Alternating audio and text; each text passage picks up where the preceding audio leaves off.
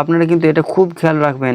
Lima বা লিমান এরকম কিন্তু একদম হবে না, আপনাদেরকে বারবার বলছি, ঠিক আছে? পড়া শুদ্ধ হওয়ার কারণই এটা, যে কায়দা জানা। কায়দা যদি জেনে নেন তাহলে দেখবেন আপনার কোনো মতেই ভুল উচ্চারণ হবে না। ভুল সামনে কেউ পড়লেও কিন্তু আপনি পুরোপুরিভাবে বুঝতে পারবেন। তো এই যে রন, এই রন আওয়াজটিকে আমরা কীরকমভাবে পড়ব, সেটা এখানে দেওয়া রয়েছে পরিষ্কার করে। তৈরন বা তৈরন এরকম কিন্তু একদমই হবে না, আমাদের স্পষ্ট করে পড়তে হবে। কেমন হবে? আসসালামু আলাইকুম রহমতুল্লাহি ওয়া বারাকাতুহু। সুধী দর্শক এবং শ্রোতা, আমি আবার আপনাদের সম্মুখে উপস্থিত হয়েছি একটি খুবই গুরুত্বপূর্ণ ভিডিও নিয়ে। আমি চাই যে আপনারা বাড়িতে বসেই এই কোরআনে কারিমকে সঠিক এবং শুদ্ধভাবে পড়তে শিখুন। তো আজকের আমাদের সবক হচ্ছে তাখতি নাম্বার 9। পূর্বে আমরা পড়েছি এবং জেনেছি তানবিন বা নুন সাকিনের ব্যাপারে, ঠিক আছে? আজকে আমরা এই তাখতি নাম্বার 9-এর মধ্যে জানব তানবিন বা নুন সাকিনের কোটি কায়দা। এখানে দেখেন, যারা বাংলা পড়তে পারেন পরিষ্কার বুঝতে পারবেন। তানবিন বা নুন সাকিনের 4টি কায়দা রয়েছে। তানবিন বা নুন সাকিনের 4টি কায়দা। 1 নাম্বার ইজহার, 2 নাম্বার ইখফা, 3 নাম্বার ইকলাব, 4 নাম্বার ইদগাম, ঠিক আছে?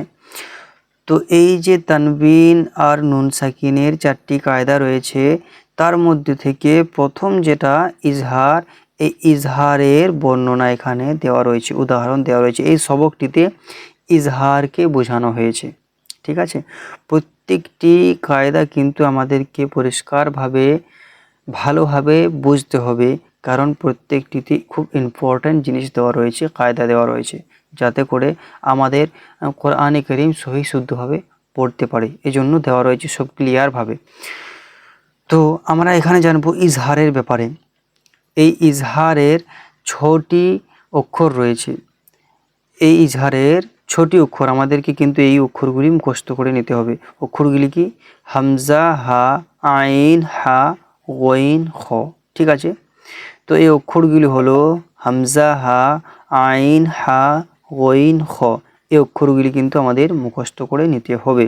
তো এখন আমরা জানব এই অক্ষরগুলি কার পরে এলে কীরকমভাবে আমাদেরকে পড়তে হবে, ঠিক আছে?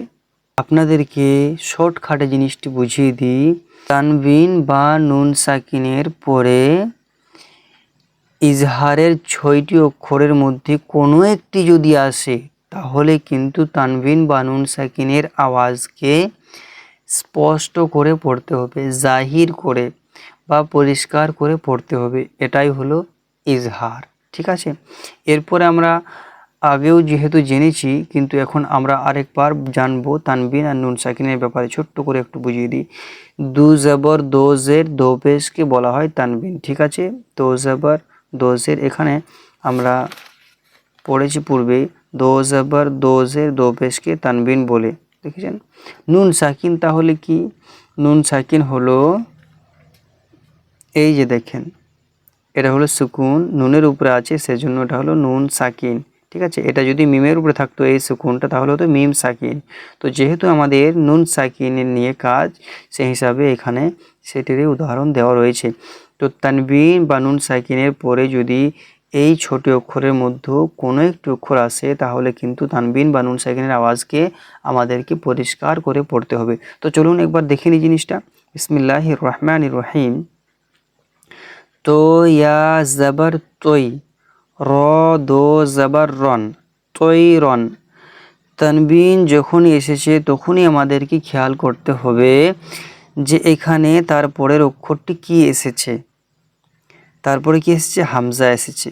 এটা কিন্তু নয়, এটা এই রয়েরই আলিফ, এটা, ঠিক আছে? এটা কিন্তু ধরা হবে না, লেখা হবে কিন্তু ধরা হবে না। পদ্য যেরকম, পদ্য বানান কীরকম? প দয়ে ম, ম শুধু লেখা হয়, পড়া হয় না। তদ্রূপ এই আলিফ কিন্তু লেখা হবে, পড়া হবে না।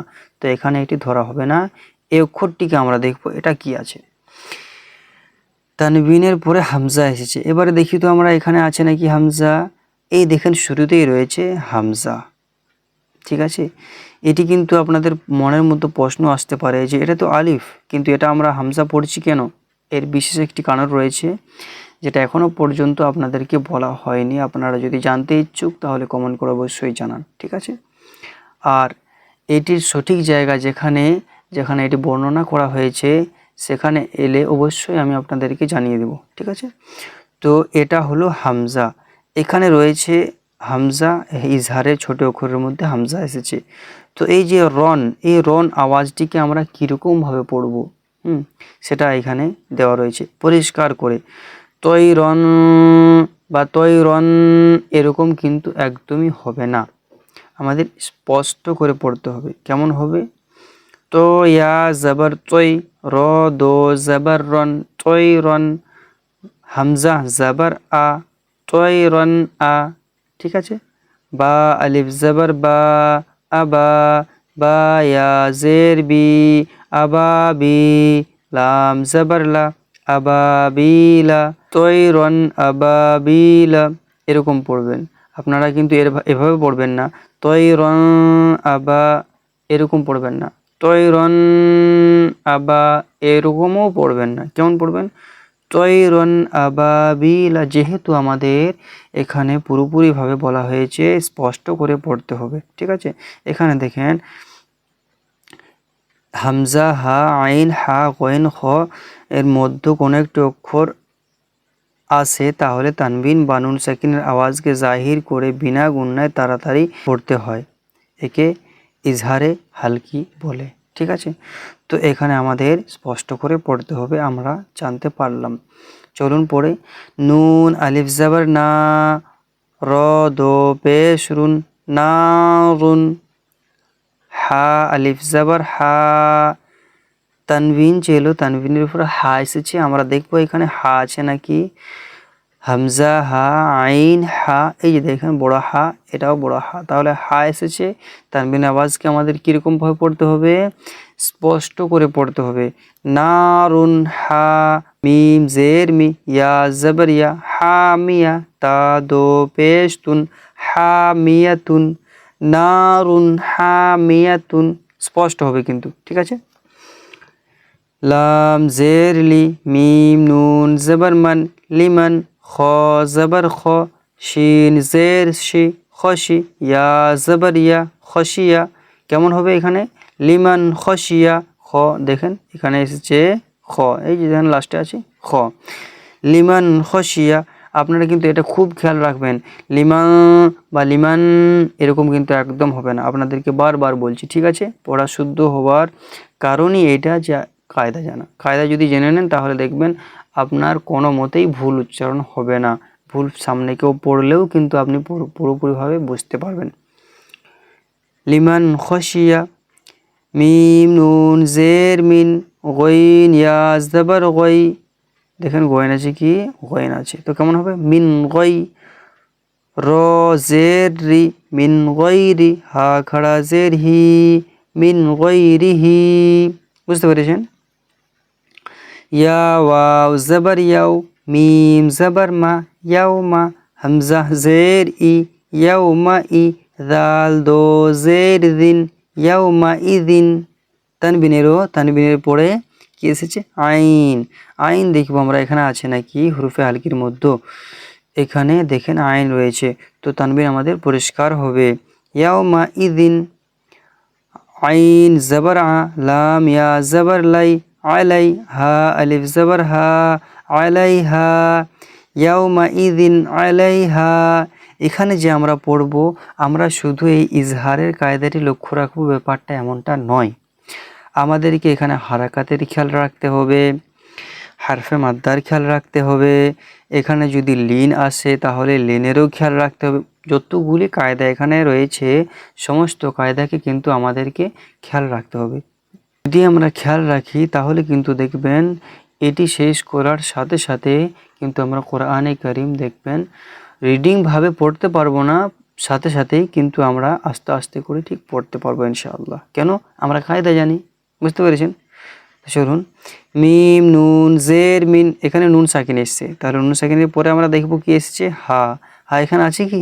এই যে দেখেন হা আছে, তো নুন সাকিনের আওয়াজ পরিষ্কার হবে। মিনহু, হা পেশ হু, মিনহু, খ জের খি, তো আলিফ জবর তো, এখানে আছে আলিফ মাদ্দা, এক আলিফ টান হবে। খিত, বা দো জবর বান, খিতবান। মিম নুন জের মিন, আইন ইয়া জবর আই, মিন আই। এখানে নুন সাকিন এসছে, তারপরে কি এসছে আইন, যেটি হরফে হালকি, তাহলে এখানে হবে ইজহার বা স্পষ্ট।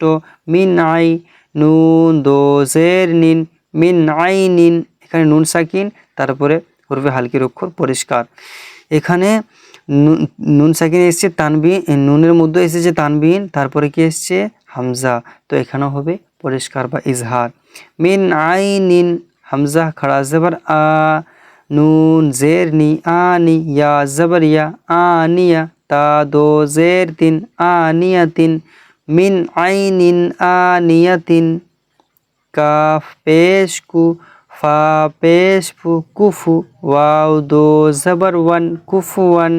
হামজা জবর আ, হা জবর হা, আহা, কুফুয়ান আহা, ওয়ান আহা। বুঝতে পেরেছেন? দাল দো পেশ দুন, কুফুয়ান আহাদুন। চলুন এই পৃষ্ঠার মধ্যে ফা জবর ফা, মিম নুন জবর মান, ফামান।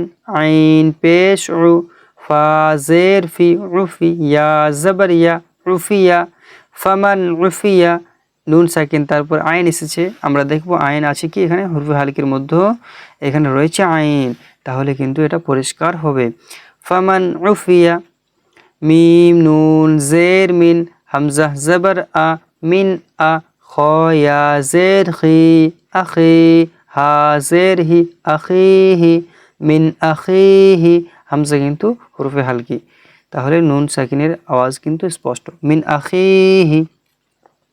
মিম নুন জবর মান, হামজা জবর আ, মান আ, দাল জের দি, আদি, নুন জবর না, আদিনা, মান আদিনা।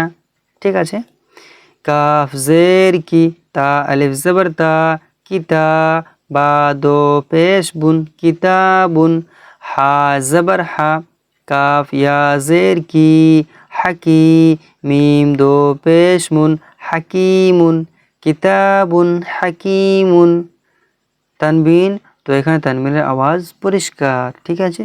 কিতাবুন বা কিতাবুন, ইখফা হবে না, গুন্নাও হবে না, কি হবে পরিষ্কার হবে, ইজহার হবে। কিতাবুন হাকিমুন। আইন জবর আ, দাল আলিফ জবর দা, আযা, বা দো পেশ বুন, আযাবুন। গইন জবর গ, লাম ইয়া জের লি, গলি, জো দো পেশ জুন, গলিজুন, আযাবুন গলিজুন। হা আলিফ জবর হা, এখানে একটু দেখি পিছনের কায়দাগুলো একটু মনে করিয়ে দিই।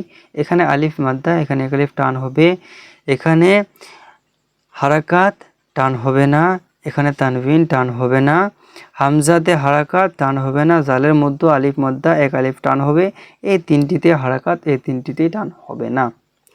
হা আলিফ জবর হা, সিন জের সি, হাসি, দাল দো জের দিন, হাসিদিন।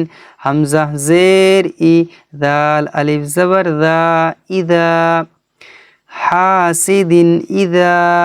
দেখছেন এখানে তানবিন, তারপরে এসে হরফে হালকি, তো এখানে পরিষ্কার হবে। হাসিদিন ইদা, হা জবর হা, সিন জবর সা, হাসা, দাল জবর দা, হাসাদা, হাসিদিন ইদা হাসাদা। আজকে আমাদের সবক এ পর্যন্তই। পরবর্তী সবকের জন্য আমরা সকলে তৈরি থাকি। আর আজকের যে সবকটি হলো, এটা কিন্তু আমরা সকলেই ভালোভাবে জেনে নেব, পড়ে নেব। ঠিক আছে? তো দেখা হবে অন্য ভিডিওতে। ভালো থাকেন, সুস্থ থাকেন। আসসালামু আলাইকুম ওয়া রাহমাতুল্লাহ।